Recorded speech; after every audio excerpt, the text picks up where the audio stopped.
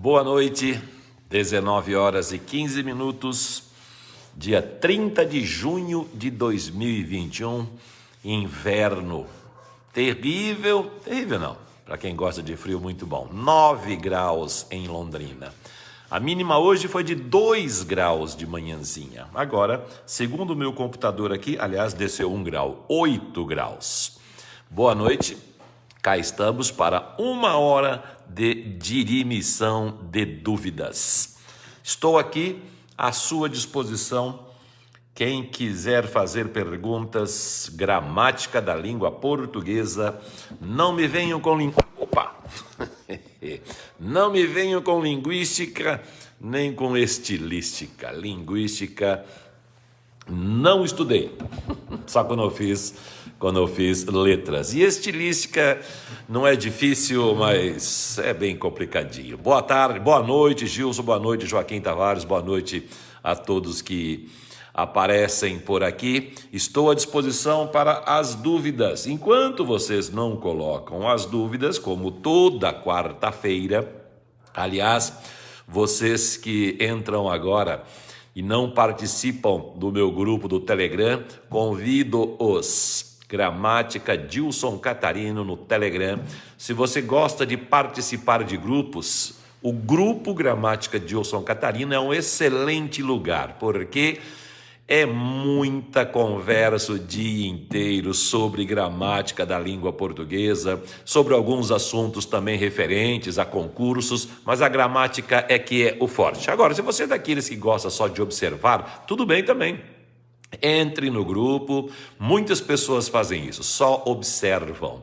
Mas eu tenho também o canal Gramática Dilson Catarino no Telegram, que aí somente eu posso postar enquetes, curiosidades, e as pessoas apenas comentam ali aquilo que quer. Não há como você postar alguma coisa nova lá. Mas convido-os, grupo Telegram Gramática Dilson Catarino. E no Instagram também, professor Prof. Dilson Catarino, YouTube e aqui no Facebook também. Agora já há 3 semanas estamos aqui às quartas-feiras para dirimir dúvidas. Qual é a sua dúvida? Você que entrou aqui agora, o que é que você não sabe de língua portuguesa? Qual a parte que mais o afeta no momento de escrever um e-mail, no momento de escrever seja lá o que for? Você tem dificuldades de quê? Tenho certeza de que uma dificuldade bastante comum é o tal do trema. Existe trema ainda ou não existe? No acordo ortográfico da língua portuguesa, há uma frase escrita de maneira inadequada, inclusive, porque no acordo diz assim: o trema foi totalmente abolido da língua portuguesa. Isso é um equívoco, porque se algo é abolido, é abolido. Não há como abolir algo parcialmente, ou é abolido ou não é abolido. Então, eles se equivocaram colocando totalmente. E, para piorar, o trema não foi totalmente abolido da gramática da língua portuguesa. Foi abolido nos grupos que, qui, gue, gui. Aguentar, não tem mais trema. 50, não tem mais trema. Tranquilo, não tem mais trema. Linguiça, não tem mais trema. Agora, não há o trema, mas o U continua sendo pronunciado. Ficou um pouco mais complicado, principalmente se o cidadão não conhece a palavra. Antigamente, não conhecendo a palavra, mas sabendo que o trema servia exatamente para indicar a pronúncia, o cidadão lia que, qui, gue, gui. Agora tem de conhecer a palavra para saber se há ou não a pronúncia do U. Bom, mas aí o que acontece então? Foi abolido nesses grupos, que, qui, gue, gui. Boa noite, Gutenberg, como é que vai? Camila Oliveira, o Gutenberg dando uma boa noite para nós aqui, seja bem-vindo. Então foi abolido nos grupos que, qui, gue, gui, mas em palavras estrangeiras, como por exemplo, ontem assisti ao jogo Inglaterra e Alemanha, e o jogador Müller da Alemanha com o seu uniforme, em seu uniforme estampado o seu nome, Müller com trema. Ao escrever essa palavra, se qualquer jornal brasileiro for escrever o nome dele, o trema tem de ser utilizado. Então é uma prova de que o trema não foi abolido. Ele não é mais usado nos grupos que, só isso. Certo? Os nomes estrangeiros continuam com o trema, como Gisele Bündchen, Miller, Manchen, um tipo de cerveja. Certo? Então, houve um erro na escrita do texto do acordo ortográfico. Tá? Então, certamente, trema é um problema para quem escreve, apesar de que a reforma ortográfica ocorreu já há 12, 13 anos, eu acho que as pessoas nem pensam mais no trema. Agora, uma coisa eu tenho certeza de que você tem dúvida ao escrever: crase. Colocar o acento indicativo de crase considerado um espinho para quem escreve. Por quê? Porque, na verdade, não existe a matéria, a disciplina, a teoria chamada crase. Porque o que existe é o estudo da regência. Regência verbal, por meio desse livrinho aqui, ó, de Celso Pedro Luft, 540 páginas, e regência nominal, do mesmo Celso Pedro Luft, mais uma vez 500 e tantas páginas, 540 páginas. Então, não adianta o cidadão decorar todas as regras que estão no material didático, no livro ou na apostila, se não sabe se a palavra exige ou não a preposição a. Por quê? O que é crase? Crase é a junção da preposição a com o artigo a. Portanto, você tem de conhecer o verbo, o substantivo, o adjetivo ou o advérbio. O cidadão comum, cidadão brasileiro, comumente fala: eu assisti o jogo ontem. Ora, você observou o que eu falei: eu assisti ao jogo entre Inglaterra e Alemanha. Mas é muito comum no Brasil o cidadão falar assistir o jogo, não usar a preposição a. Se ele não usa a preposição a diante de um substantivo masculino, obviamente não a utilizará também diante de um substantivo feminino e aí não usará o acento indicativo de crase. Então, se você tem dúvida quanto ao uso do acento indicativo de crase, o que você tem de estudar é regência, é análise sintática, é saber quem é o sujeito, quem é o complemento verbal, quem é o complemento nominal, onde está o adjunto adverbial, que é o indicador de circunstância, onde está um adjunto adnominal. Se você for concurseiro, pior ainda, você tem de saber muito isso, esmiuçar muito isso. Por quê? Isso é bastante cobrado nos concursos pelo Brasil afora. Tá? Uma palavra, por exemplo, alguns alunos decoram, simplesmente memorizam e pronto, memorizei, já sei. Por exemplo, algo que eu falo muito nas minhas aulas das quartas-feiras e nas aulas dos sábados também. Todo sábado às 16h30 eu estou no YouTube com aulas de 2 horas sobre gramática da língua portuguesa. Escolhemos um assunto e durante 2 horas eu falo com toda a teoria escrita e com exercícios de concursos também. A palavra casa. Aí o aluno decora assim: a palavra casa só tem artigo se estiver determinada. Portanto, fui à casa de João. A palavra casa está determinada, casa de João, então o cidadão sabe que existe artigo, quem vai a algum lugar, coloca o acento indicativo de crase. Agora, cheguei a casa, aí não há o acento indicativo de crase, porque a palavra casa está sozinha. Só que o cidadão não pode simplesmente decorar isso. A palavra casa sozinha, sem especificação, não tem artigo quando significar moradia, quando significar lar.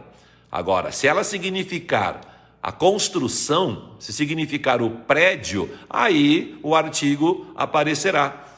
Então, cuidado com essas decorebas. Que, por exemplo, você diz, eu vou varrer a casa hoje. Olha o artigo aí. Quando vamos pintar a casa, olha o artigo aí de novo.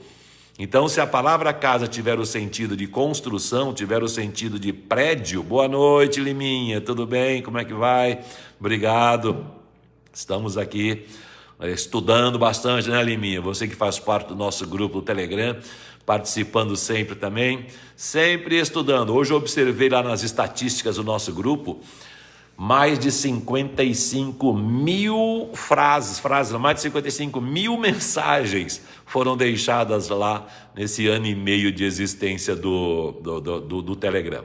Bom, então, só para encerrar esse raciocínio aí, para você sentir como que crase não é só uma decoreba, até essa decoreba da palavra casa já matou a questão.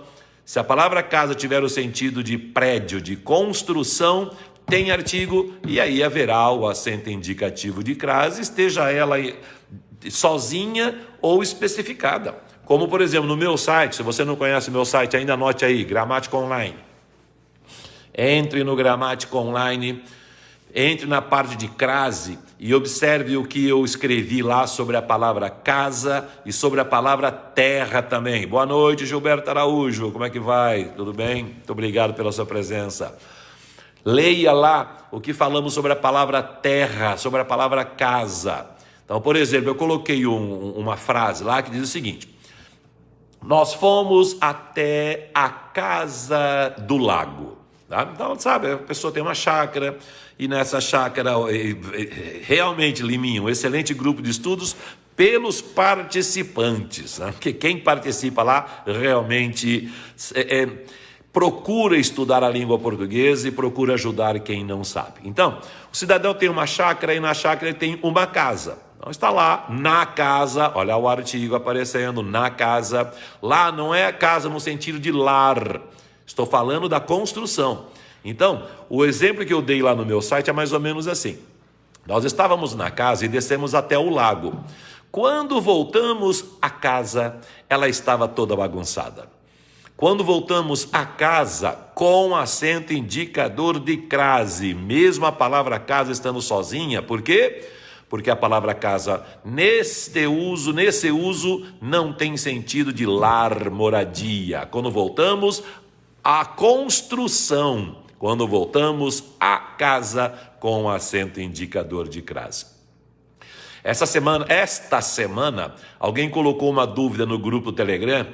Professor, as aves voavam rente à terra. Haverá o acento indicador de crase ou não? E aí o que acontece? O cidadão decora. Se a palavra terra tiver o sentido do planeta, tem artigo. A terra é redonda. Então, se houver a preposição a, haverá o acento indicativo de crase. Os astronautas voltaram à terra com acento indicativo de crase. E aí diz, se a palavra casa tiver o sentido de solo, mas é solo contrário a mar, em oposição a bordo.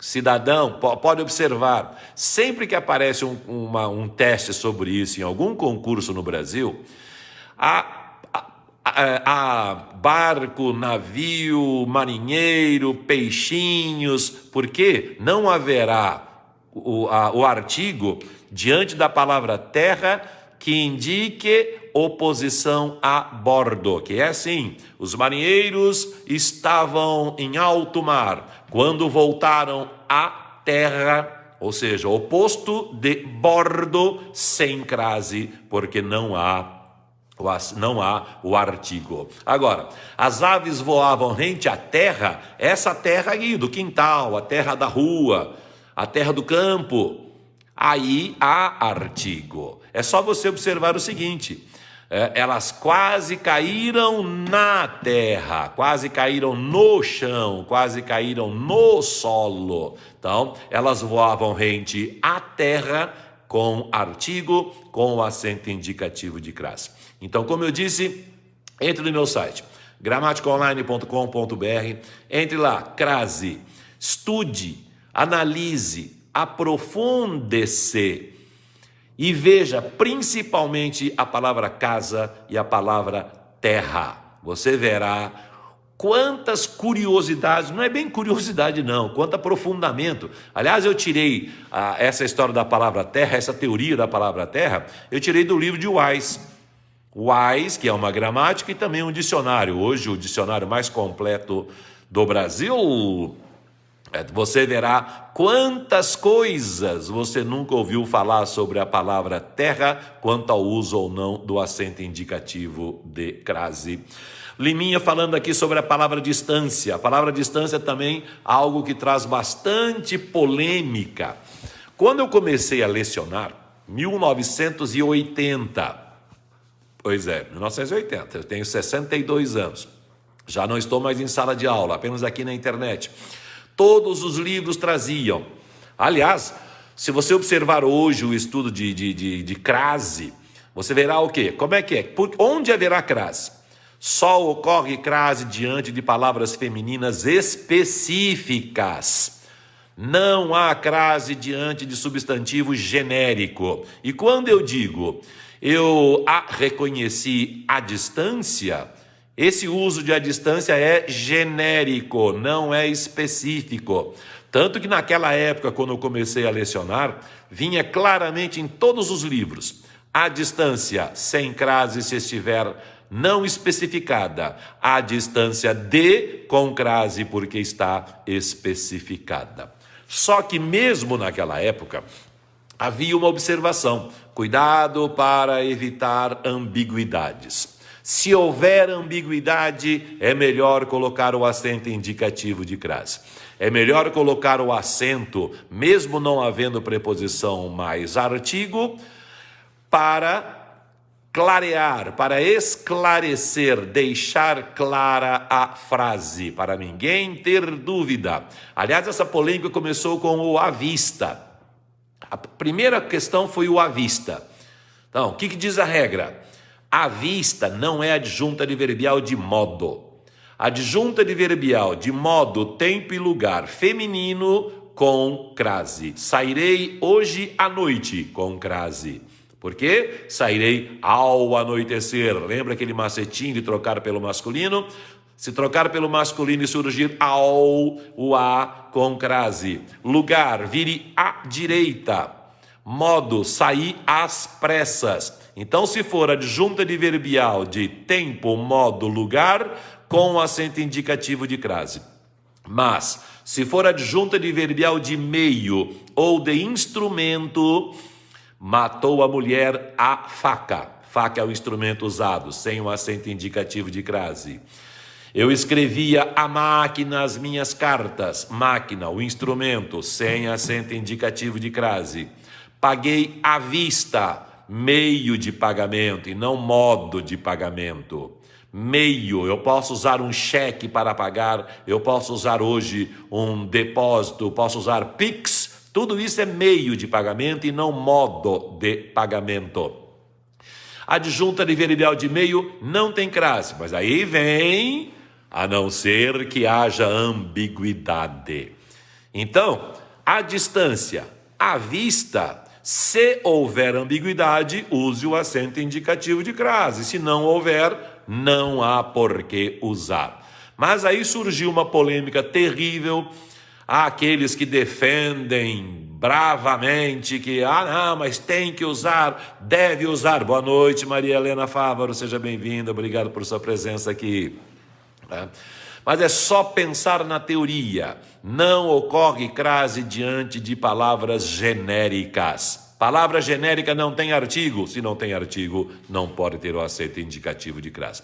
Só para terminar esse raciocínio do à vista, para mostrar quando há necessidade. Então, ao meu ver, não haveria necessidade nunca, na verdade. Porque a ambiguidade você resolve pelo contexto. Porque observe assim. Fui comprar um apartamento. Olha aqui, a hora que eu entrei naquele apartamento, eu vi aquela sacada. E a vista que aquilo me apresentava, eu não comprei o apartamento, eu comprei à vista. Não há ambiguidade nessa frase. Eu comprei à vista, ou seja, eu comprei o visual.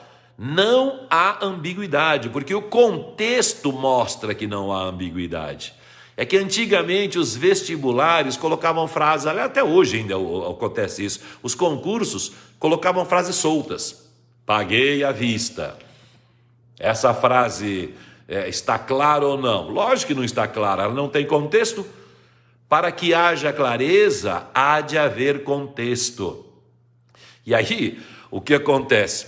O professor de português ensina por meio de frases de concursos e depois querem que os alunos escrevam claramente, escrevam com a clareza, com um contexto perfeito. Só que o cidadão nunca escreveu alguma coisa, nunca mostrou para o aluno, nunca fez o seu blog, nunca fez no seu site um texto claro. É o que o Liminha disse ali, o contexto é tudo. Então, óbvio, algumas vezes até pode ocorrer ambiguidade. Se ocorrer ambiguidade, beleza, coloque o acento, é melhor a inadequação gramatical do que a falta de clareza. Perfeito? Inclusive, quando a reforma ortográfica ocorreu, em que o acento de para foi retirado, todos os acentos diferenciais morreram, menos o verbo por no infinitivo, com acento circunflexo, e pode. Ontem ele não pôde sair, hoje ele pode. Foram os únicos acentos diferenciais mantidos. Todos os outros desapareceram. E foram criados alguns opcionais. Quais são os opcionais? A palavra forma, se houver ambiguidade. Está claríssimo isso no acordo ortográfico. Só use acento em forma se houver ambiguidade. Ou se você quiser, tudo bem. Há a possibilidade. Segundo, no verbo dar em espero que demos, o chamado presente do subjuntivo, primeira pessoa do plural, do verbo dar, o acento é opcional. Espero que nos demos bem. Para diferenciar de ontem nós demos alguma coisa. Da mesma forma, o contexto não vai trazer ambiguidade. E todos os verbos na primeira pessoa do plural, nós, do pretérito perfeito do indicativo, passado, dos verbos terminados em ar, podem ter acento agudo. Ontem nós conversamos sobre isso. No Brasil nós falamos conversamos. Como nós falamos, todos os dias nós conversamos. Em Portugal, eles falam, ontem nós conversamos. Som aberto. E hoje, todos os dias nós conversamos. Som nasal. Por isso, lá, há a possibilidade de colocar o acento agudo. Agora não é só lá. Com a reforma ortográfica, passou a ser em todos os países lusófonos. Certo? Então, os acentos diferenciais, somente por e poder. Espera um pouquinho, que parece que uma pergunta ficou para trás aqui. Ah, não ficou não. É para frente mesmo, que o Liminha havia falado. Tá? Então, o contexto é tudo. Então, como eu estava dizendo, aí o que aconteceu? A reforma ortográfica matou os acentos diferenciais, deixando somente por e pôde e criando esses outros. Então, não há mais acento em para. Antigamente, para, verbo, para, imperativo para a segunda pessoa do singular, ou ele para, terceira pessoa do singular do presente indicativo, com acento para diferenciar da preposição para. Não há mais esse acento. Aí o professor Pasquale, na Folha de São Paulo, disse que isso poderia trazer problema, porque poderia causar ambiguidade. E ele deu como exemplo um jornal noticiando na manchete: trânsito para São Paulo. Trânsito, ou numa manchete, ou seja lá, um título qualquer, trânsito para São Paulo. E aí ele disse, olha aqui, não dá. Como é que eu vou saber se esse para é preposição ou se esse para é verbo? Certíssimo. Há ambiguidade realmente. Mas existe ambiguidade porque a frase está solta ali, pura e simplesmente, trânsito para São Paulo. Ao ler o texto, o cidadão saberá se é uma preposição ou se é verbo, e aí não haveria ambiguidade. Mas o Pasquale estava absolutamente certo. Aliás, o Pasquale naquela época falou, eu não vou usar. Não vou usar a reforma ortográfica. E aí, obviamente, teve de usar, né? Porque escreve para a Folha de São Paulo, escreve para vários veículos da imprensa, então, obviamente tem de usar a reforma, tem de usar o acordo ortográfico. Mas ele está certo quando disse isso. Ou seja, frase solta realmente traz ambiguidade, mas o contexto mata qualquer ambiguidade. E aí o Liminha deu como exemplo ali, ó, vai para casa, para de brincadeira. Isso, vai para, esse para é preposição, e o para de brincadeira, esse para é verbo, antigamente tinha acento, agora não mais. Boa noite, Antônio Souza, obrigado por sua presença e por sua gentileza. Bom, eu tenho aqui o meu Telegram, como toda quarta-feira eu faço. Meu Telegram está aqui abertinho no meu computador e toda semana eu comento as enquetes que eu crio lá no grupo Telegram, Gramática Dilson Catarino, as enquetes que o Liminha cria, que a Nise cria, que a Patrícia, o André, a Rose, várias pessoas trabalham sem ganhar nada lá no grupo. E eu fiz uma enquete, 363 pessoas responderam, 55% acertaram, ou seja, um pouquinho mais da metade, então, 363, um pouquinho mais de 180 acertaram. E essa enquete eu criei, que aqui perto de minha casa, um cidadão aproveitou o alambrado do shopping, que o shopping aqui é o seguinte, o shopping fica lá em cima, lá do outro lado, e a parte de trás do shopping não há nada. É uma subidona ali, eles não construíram nada, exatamente por ser de difícil acesso, e ali ficou então uma espécie de uma subidona com grama, e eles colocaram um alambrado. Aí o cidadão aproveitou a esquina e colocou uma faixa. Boa noite, Patrícia. Eba, chegou. O cidadão colocou uma faixa anunciando que ele vende telas mosquiteiras. Sabe aquela tela? Pode ser tela para colocar na janela, tá? Você coloca a tela na janela para evitar que os mosquitos entrem, ou aquele colocado sobre a cama toda, é muito comum isso em berços, para que o nenenzinho não seja atacado pelos mosquitos e pernilongos. Então tá, boa noite Sulamita Almeida, seja bem-vinda. Então, aquele véu sobre camas, sobre berços, é chamado de mosquiteiro. Ô Fátima, Helena, obrigado, feliz por todas as instruções, muito obrigado. Obrigado pelos parabéns aqui também. Fátima, já que você escreveu parabéns, você sabia que poderia escrever isso aqui também, ó? Quer ver? Olha lá, vou até deixar aqui, não vou nem falar. Vou só deixar, já eu termino essa história do mosquiteiro aqui, ó. Você sabia que você poderia escrever essa palavra aqui, ó? Parabéns? Tanto faz parabéns quanto parabéns. As duas formas são certas. Parabéns no singular, então você deve dizer quero dar o meu parabéns. E parabéns no plural, quero lhe dar os meus parabéns. Olha, a Fátima sabia, que beleza, Fátima. Mas muitas pessoas podem não saber. Então tá. Então o mosquiteiro, tá? O nome daquilo é mosquiteiro, para evitar o mosquito. É um substantivo. O mosquiteiro ou o véu foi colocado sobre o berço, o mosquiteiro foi colocado sobre o berço. Muito bem. E aí a Patrícia já colocou lá, não é mosqueteiro. Exatamente. Mosqueteiro, vocês sabem, né? Alexandre Dumas, os três mosqueteiros. Mosqueteiro é aquele que usa o mosquete, a arma chamada mosquete. Então, a tela não pode ser chamada de tela mosqueteira. Você fala, beleza, então eu vou chamar, obviamente, de tela mosquiteira. Também não, porque acabei de explicar tudo. Mosquiteiro é o nome daquele véu, é um substantivo, perfeito? Então, se é um substantivo, existe uma regra de concordância nominal que diz o seguinte: todo substantivo, quando agir como adjetivo, fica invariável. Não modifica, não vai para o feminino nem para o plural.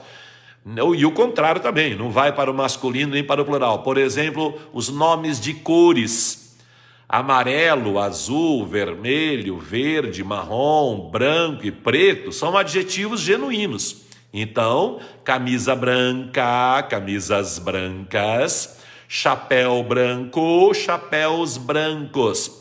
Mas existem os nomes de cores que roubam o nome de um substantivo.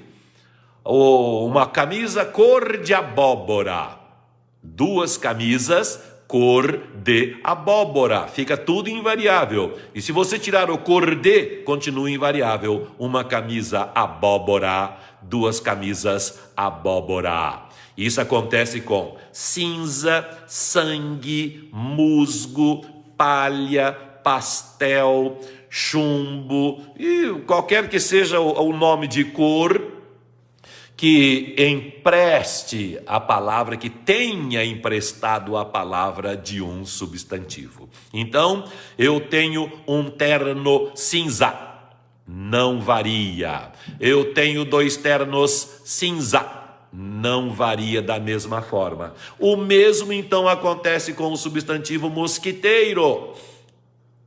Eu comprei várias telas mosquiteiro, invariável. 15%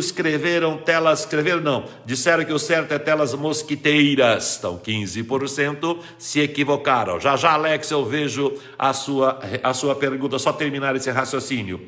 Bom, e aí, além do telas mosquiteiro, sem hífen, telas mosquiteiro, sem hífen, eu também posso falar que são telas anti-insetos, porque não é só mosquito, né? Pernilongo, mosquito, varejeira, borboleta, tadinha do borboleta, sei lá, qualquer bicho, nenhum bicho vai entrar ali, formiga, tá? Então, telas anti-insetos, anti significa contra, ante significa antes, anteontem, o dia anterior ao dia de ontem, anteontem não tem hífen, mas anti-insetos tem hífen. Por quê? Porque é o seguinte, você só vai pensar sobre essas regras quando o primeiro elemento não puder ser usado sozinho, quando o primeiro elemento não for uma palavra, é um prefixo ou um elemento de composição. Palavra é aquela que pode ser usada dentro de um contexto. Você não usa a palavra anti dentro de um contexto, não usa a palavra ante dentro de um contexto, certo? Você só vai usar anti e ante, unindo-as a uma palavra para se informar, ou uma palavra por derivação prefixal, ou uma palavra composta por justa posição. Tá, e aí, esta palavra, se ela terminar em vogal, só vai haver hífen se a seguinte se iniciar pela mesma vogal ou por H.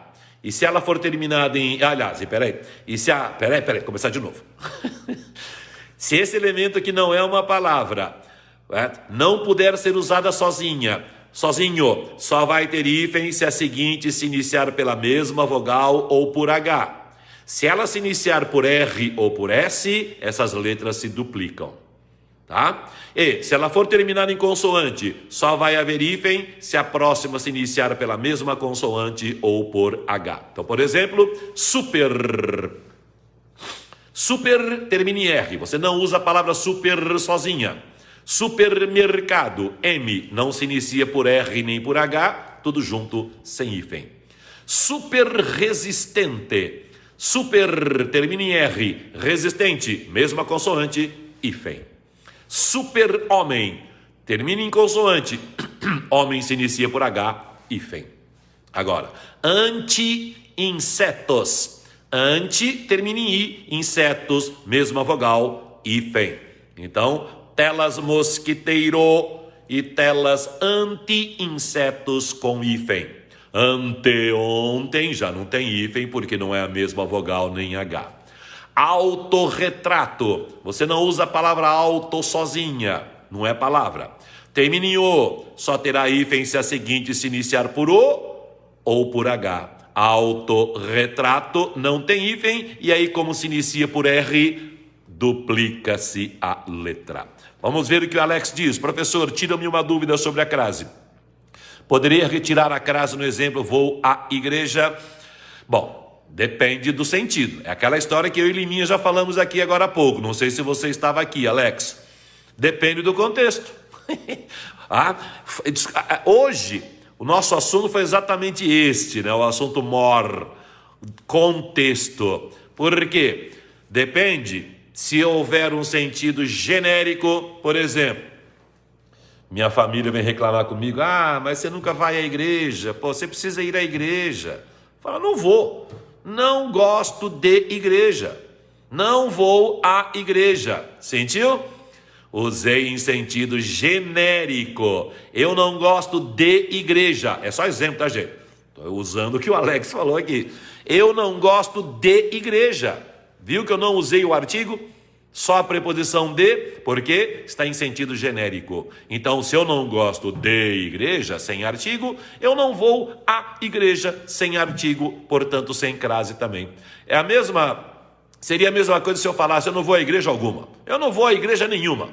Eu não vou a nenhuma igreja. Tá? Agora, domingo, eu vou à igreja para ter meu contato mais íntimo com Deus. Eu vou à igreja aqui do bairro, ou eu vou à igreja um pouco mais distante ali. Eu gosto de ir à igreja porque eu gosto da igreja, principalmente a igreja católica, ou principalmente a igreja evangélica. Então, Alex, depende. Tá? A sua pergunta, né? A sua pergunta não pode ter como resposta depende, né? Poderia retirar a crase no exemplo? A resposta é sim. Poderia, se estivesse em sentido genérico. Em sentido específico, não poderia. Patrícia, professor, hoje eu vi a palavra à parte com crase. Porque é uma locução, sim. Discussões à parte. Parte é um substantivo feminino e aí com o acento indicativo de crase. Tá. Vamos ver, tinha algum lugar aqui, alguém fez uma pergunta, eu não consegui ver. Cadê? Tinha uma pergunta aqui. Estava escrito alguma coisa ali, agora eu não vi. Se alguém fez pergunta e eu não consegui... Aqui, a Patrícia. Não, Patrícia respondeu, mas você respondeu, Patrícia, pensando no genérico. Você pensou no genérico, tá? Aliás, genérico não, você pensou no específico. Se for genérico, não. Então aí que está. Não se pode pura e simplesmente pensar na palavra de uma maneira geral. Você tem que ver qual é o contexto. Eu vou à igreja. Bom, já expliquei, não preciso explicar mais nada. Então tá. Então, Patrícia, a sua pergunta do à parte, quando a parte significar separadamente, isoladamente, particularmente, segundo os dicionários, com o acento indicativo de crase. Tá. Tudo bem. Uma igreja qualquer seria isso, exatamente. Por nada, Alex. Alex, você sabia que o seu nome, não sei se é Alex mesmo, ou se é Alexandre, mas da maneira como está escrita aqui a palavra, não está de acordo com as normas vigentes de ortografia? Sabe por quê?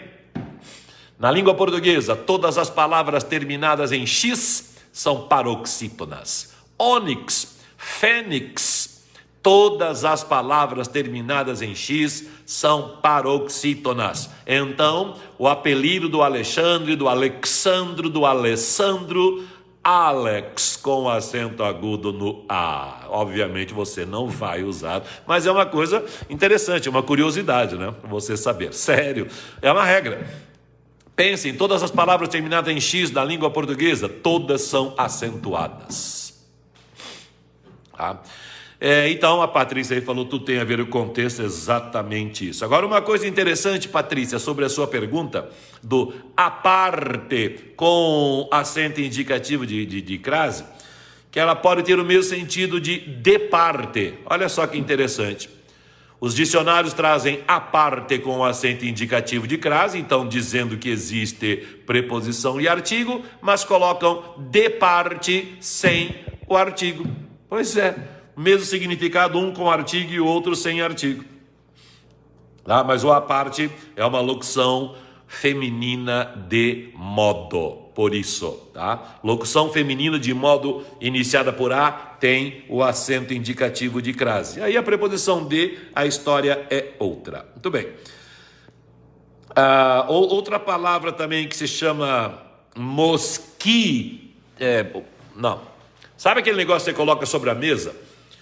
Que você compra nas lojas por aí para colocar o pão e os mosquitos não atacarem o pão? Aqui lá se chama mosqueiro.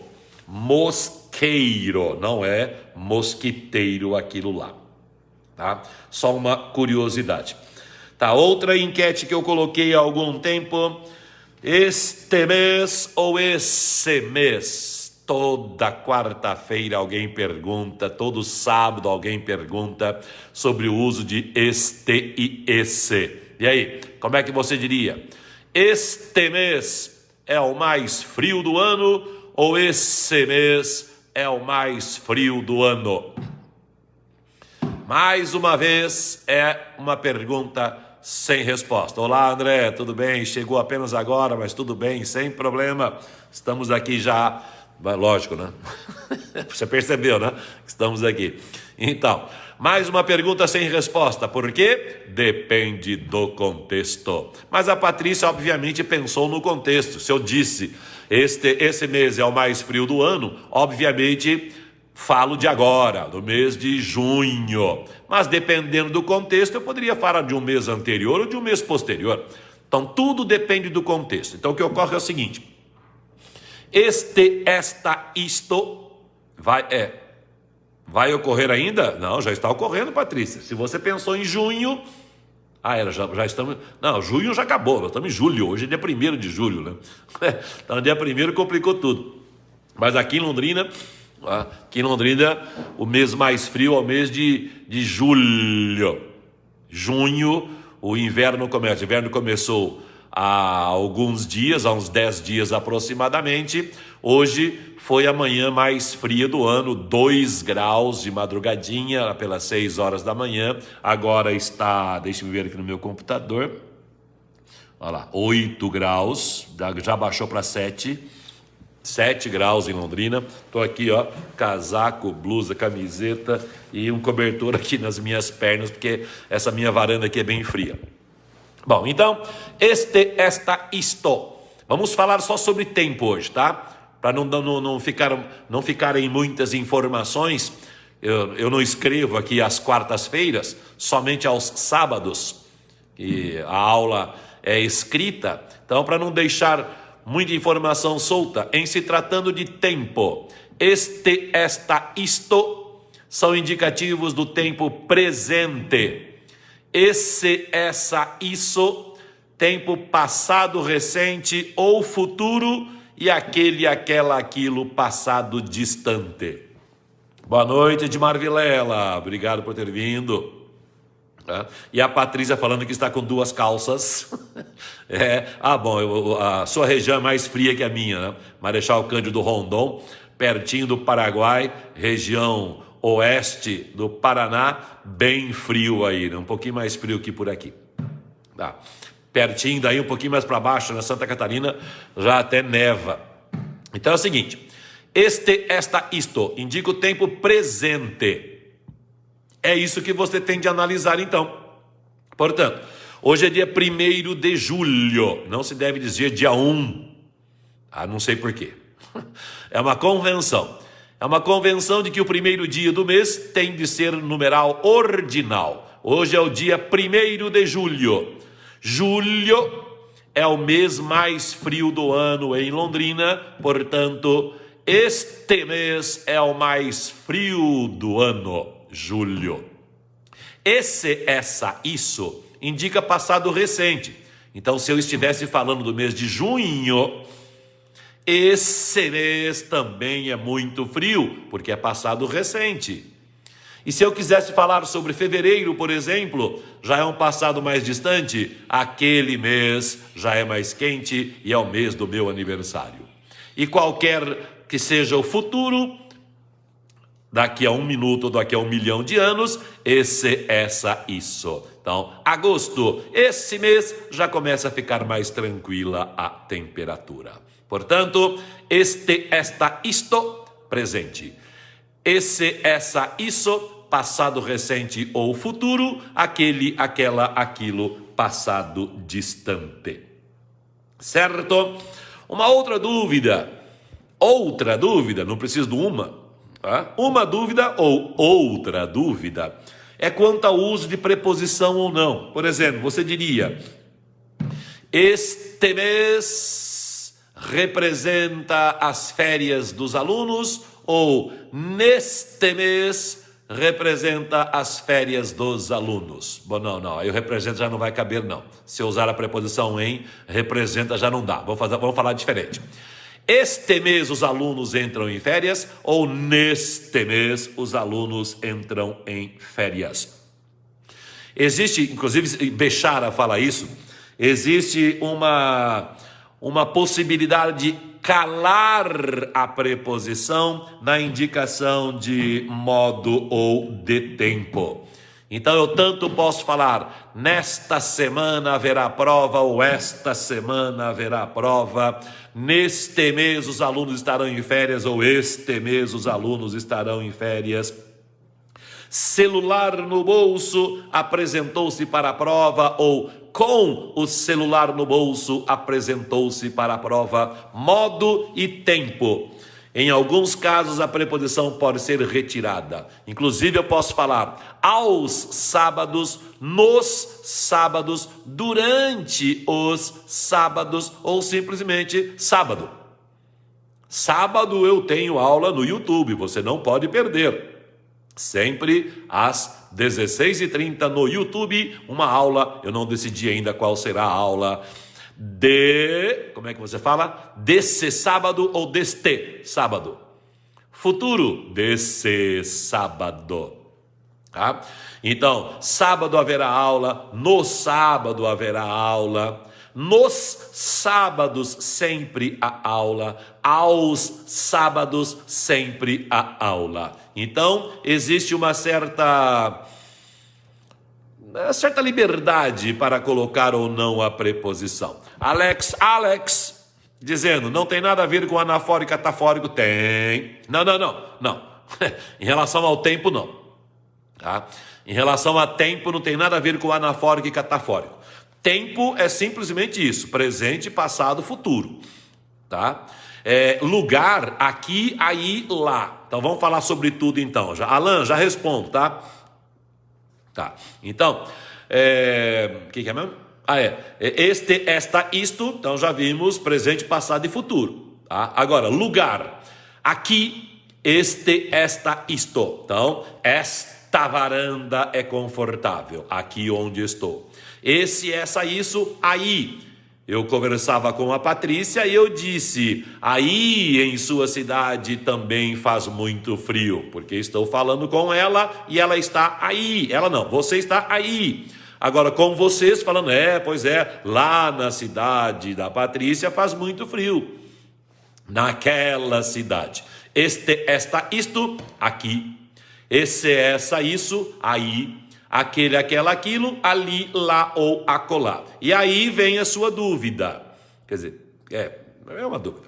Tá? O terceiro uso dos pronomes demonstrativos, anafóricos e catafóricos. Anafórico significa o que retoma. Catafórico, o que apresenta.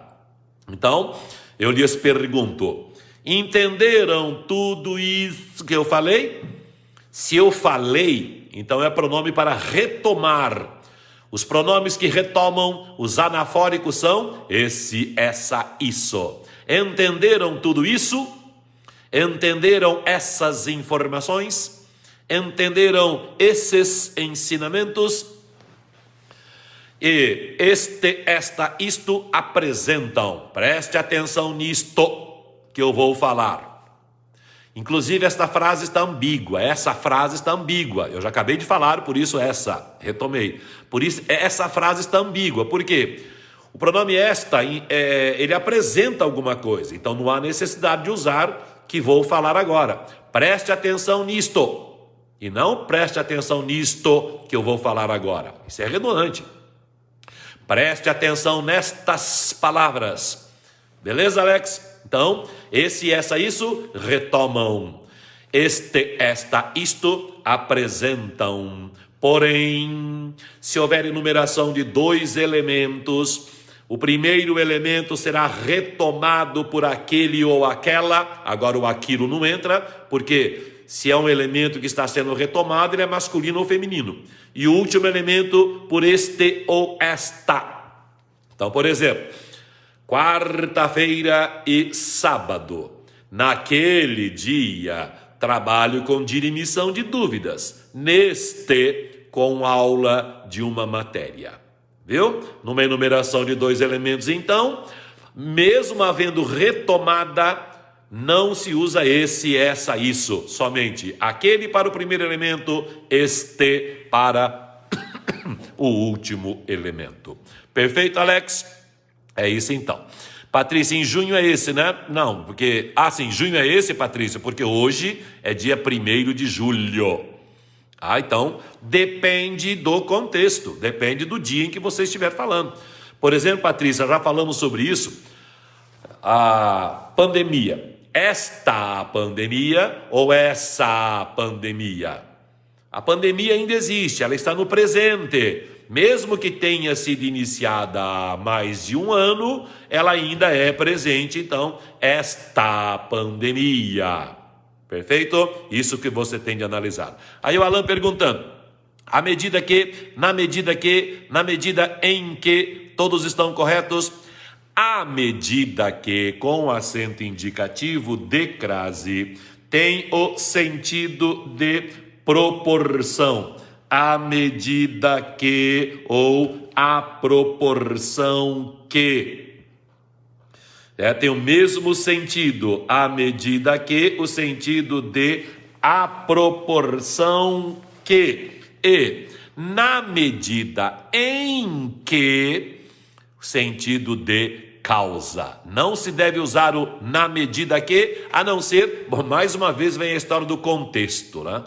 Se medida for um substantivo e o que um pronome relativo, aí sim, por exemplo, eu me equivoquei na medida que tomei ontem. Eu me equivoquei na medida que tomei ontem. Na resolução que tomei ontem. Tá? Então, todos estão corretos? Sim, dependendo do contexto. À medida que com crase tem o mesmo sentido de à proporção que. À medida que o tempo passa, mais sabedoria temos.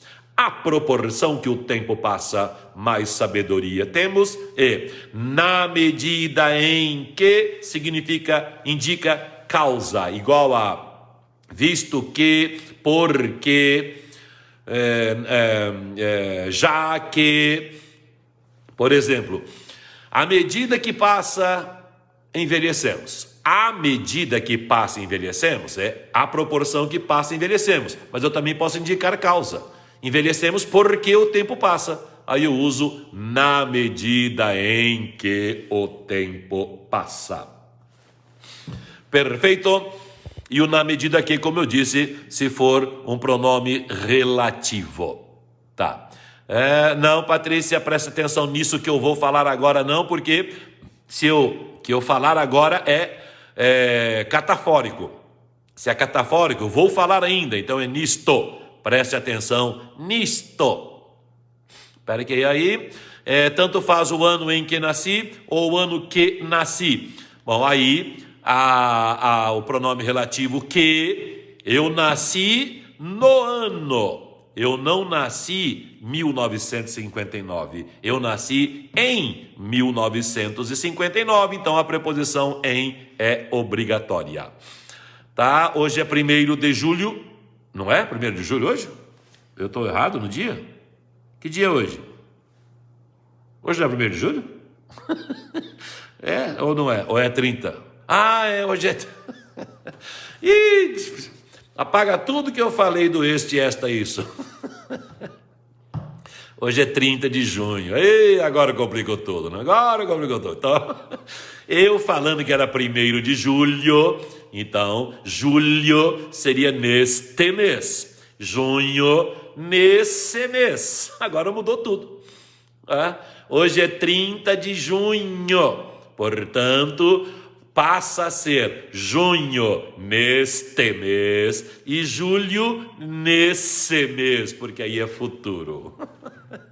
Confundi o dia. Ainda bem que eu não confundi a teoria, né? Eu confundi o dia.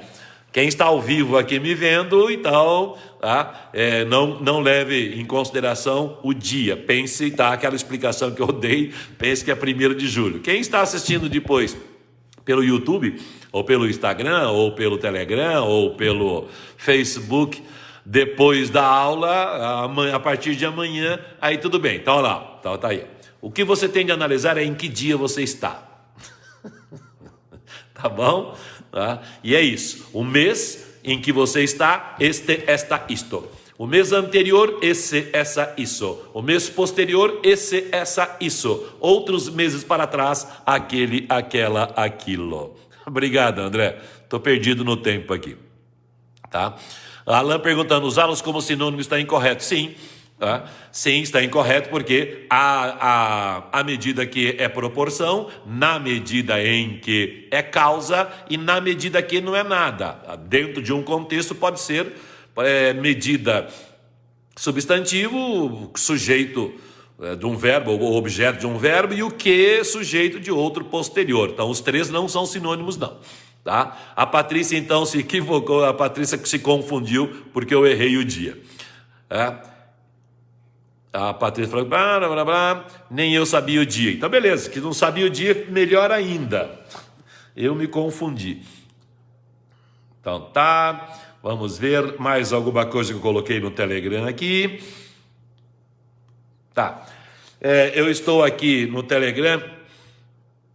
Não, André. A medida em que... Talvez em virtude dessa locução na medida em que, indicativa de causa, né? E as pessoas acabam se confundindo. Né? Usam na medida que, na medida, a medida em que, aí mistura tudo. Aí é uma confusão generalizada. Eu estou aqui no meu Telegram, como eu disse a vocês, vendo as postagens um pouco mais antigas, e eu estou aqui no Dia das Mães, e eu escrevi, tenha um feliz Dia das Mães. Aliás, ontem foi dia de São Pedro. Dia de São Pedro, um dia junino, Dia das Mães, o mês passado. Como é que você escreveria? Tenha um feliz Dia das Mães. Enquanto você pensa, eu escrevo aqui, tenha um feliz dia. E aí vem a regra. Vou colocar a regra aí e já explicar para vocês. Então tá lá. Parararam, feliz Dia das Mães. Dia das Mães do Sol? O que é isso? Que eu escrevi aí? Para. E agora eu não consigo tirar esse negócio. Não dá para tirar, não? Não dá. Então esqueça. Vamos pegar esse do André aqui. O André escreveu direito ou não? Dia das Mães do Sol? Bom, o que ocorre é o seguinte. Há uma regra na língua portuguesa que diz: todas as festividades, celebridades, todos os dias, em homenagem a alguma coisa, maiúsculas. As iniciais são maiúsculas. Portanto, Dia das Mães, dia com maiúscula, mães com maiúscula. Somente o das, preposição mais artigo minúscula. Dia dos Pais, mesma coisa. Dia das Crianças, mesma coisa. Natal, Ano Novo, tudo com iniciais maiúsculas. Em 1943, o formulário ortográfico da língua portuguesa trazia essa regra e dizia, exceção, carnaval. Com a reforma ortográfica, eles fizeram uma confusão terrível no estudo das maiúsculas e minúsculas. Deixaram as regras completamente... Fizeram uma lambança. Não dá para saber o que eles querem com isso. Tiraram a exceção carnaval. Não está escrito mais lá que carnaval é exceção. Quero crer então que colocaram o carnaval como regra. Mas já vi gramático dizendo que não se deve colocar carnaval com letra maiúscula. A regra diz isso. Festividades iniciais maiúsculas. Alex, professor, é verdade que as paroxítonas podem ser proparoxítonas eventuais? Somente as terminadas em EA, EO, ia, ie, io, oa, uau, eu, o, como espontânea, espontâneo, farmácia, cárie, armário, nódoa, tábua, tênue e vácuo. Ou seja, todas as palavras terminadas em EA, EO, ia, ie, io, oa, uau, eu, o, com a sílaba anterior acentuada, podem ser paroxítonas, terminadas em ditongo crescente, ou proparoxítonas. Somente essas, as outras não. Certo? Inclusive o acordo ortográfico, no texto do acordo ortográfico, há as duas explicações em lugares diferentes. Talvez por isso confunda muita gente. Algumas pessoas leem lá na parte das paroxítonas, depois lá embaixo lê proparoxítona aparente, dão duas informações diferentes em lugares diferentes, mas somente essas podem ser proparoxítonas. Ou seja, a palavra farmácia pode ter a separação farmácia, paroxítona terminada em ditongo crescente, ou farmácia, proparoxítona, tá? Então, André, dá para editar, só que eu não sei como, deixa quieto, já passou e o nosso tempo já acabou também, pelo que eu estou vendo aqui, já mais de 8h15, já faz mais de 1 hora que nós estamos aqui, então beleza, só tenho que agradecer a vocês pela presença, sábado, 16h30 no YouTube, beleza? Muito obrigado pela presença de vocês, são 18h15 já, né? 20h15 já, né? Ou eu estou perdido nesse tempo também? Não, exatamente, 20h17 já. Valeu, gente, obrigado!